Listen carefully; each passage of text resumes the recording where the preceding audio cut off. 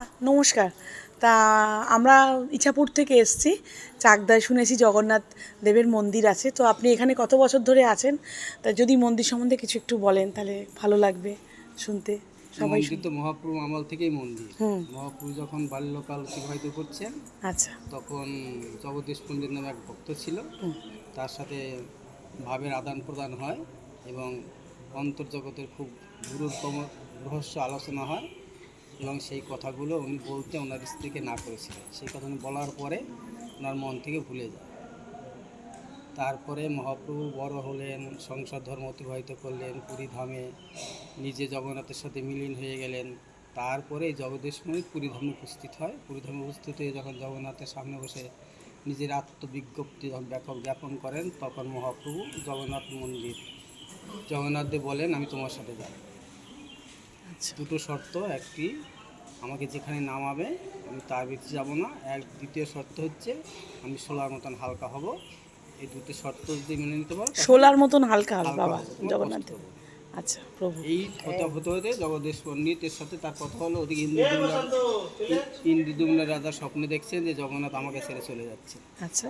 রাতেকালে জগন্নাথের সামনে ইন্দ্রদুম্নের রাজা এসে নিজের বিজ্ঞপ্তি জ্ঞাপন করেছেন। তখন জগন্নাথ বলছেন, আমি নতুন দেহ ধারণ করব, তিনখানা কাঠ সমুদ্র দিয়ে ভেসে আসবে, ওই তিনখানা কাঠ দিয়ে আমার তিন বিগ্রহ তৈরি করবে, বাবা গায়ে কাটা আর দিচ্ছি মূল কথাটা শুনে। জগন্নাথকে আমার ভক্ত জগদীশ পণ্ডিত হাতে তুলে দেবে, আর বলরাম সুভদ্রাকে সমুদ্র তটে সমাধিস্থ করবে। এই কথা বলার পরে জগন্নাথকে নিয়ে জগদীশ পণ্ডিত তার বাড়িতে যাচ্ছিলেন। এখানে আসার পরে তার দেহে একটু বাহ্যক্রিয়ার অনুভব হয়েছে।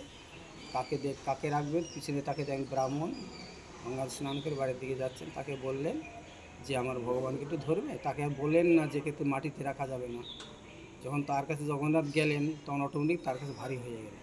আচ্ছা। উনি মাটিতে রেখে দিলেন। বাবা গায়ে কাটা জগদীশ দিচ্ছি। পণ্ডিত এসে দেখেন যে তাকে মাটিতে রাখা হয়েছে। জগদীশ পণ্ডিত আর তাকে তুলতে পারলেন না। সেই খবর আস্তে আস্তে গ্রাম থেকে গ্রামান্তর হয়ে গেল। সবাই দর্শন করতে যাচ্ছেন।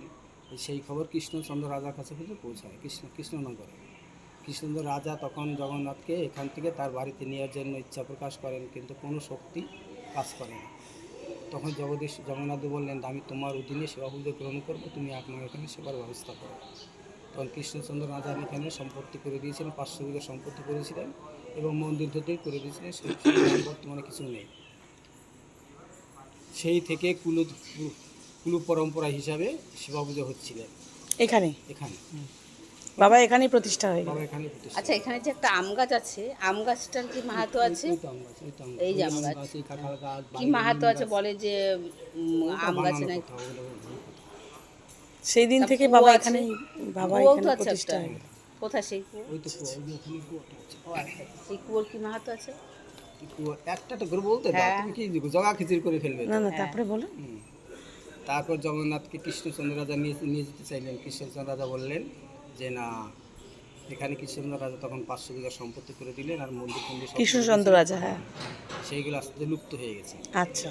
যিনি সেবা পূজা করতেন তার আস্তে আস্তে বংশ শেষে নিঃসন্তান হয়ে পড়েছিলেন, তারা সেবা পূজা করার সামর্থ্য ছিল। আচ্ছা আচ্ছা। তখন আমাদের পরম গুরু, আপনি যখন দর্শন করতে আসছেন, আমার পরম গুরুদেব ভক্তিযুক্ত মাধব গোস্বামী মহারাজ। আচ্ছা ওই পাশে যে মন্দির ঘরটা ওইটা উনি না? এটা ভজন হ্যাঁ। কুঠির। আচ্ছা। মাঝখানে যে বিগ্রহটা আছে, হ্যাঁ হ্যাঁ গর্বিতে বিগ্রহ। আলোকটা, হ্যাঁ। উনি ওনার নামটা বলুন। আর ভক্তিযুক্ত মাধব গোস্বামী মহারাজ। মাধব গোস্বামী। আচ্ছা। উনি আচ্ছা, এরকম ভক্ত দর্শন করতে ওনাকে স্বপ্নাদিষ্ট করলেন যে আচ্ছা। আমার এখানে কষ্ট হচ্ছে, আমার সেবাটা তুমি গ্রহণ করলে আমার সেবাটা খুব সুস্থ রূপে হয়। আচ্ছা। উনি শিষ্যদের বললেন, আচ্ছা। শিষ্যরা এখানে তখন পরিস্থিতি ভালো না, কেউ ওখানে আসতে পারে আচ্ছা আচ্ছা। না। তখন ওনার অনুগত শিষ্য ছিল ভক্তিবল্লভ তীর্থ মহারাজ। তখন উনি বলেন, কেউ যদি না যায় তাহলে আমি যাব। আচ্ছা সেই থেকে আমাদের গুরু পরম্পরা হিসাবে এখানে সেবিত হচ্ছে।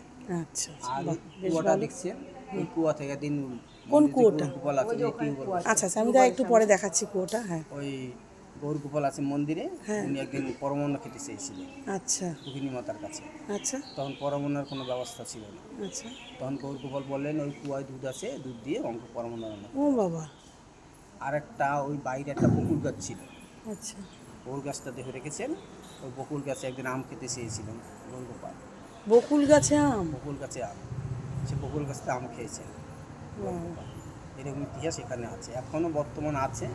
যার সাথে হয় তার সাথে হয়, এখনও বর্তমান জগন্নাথ কথা বলে।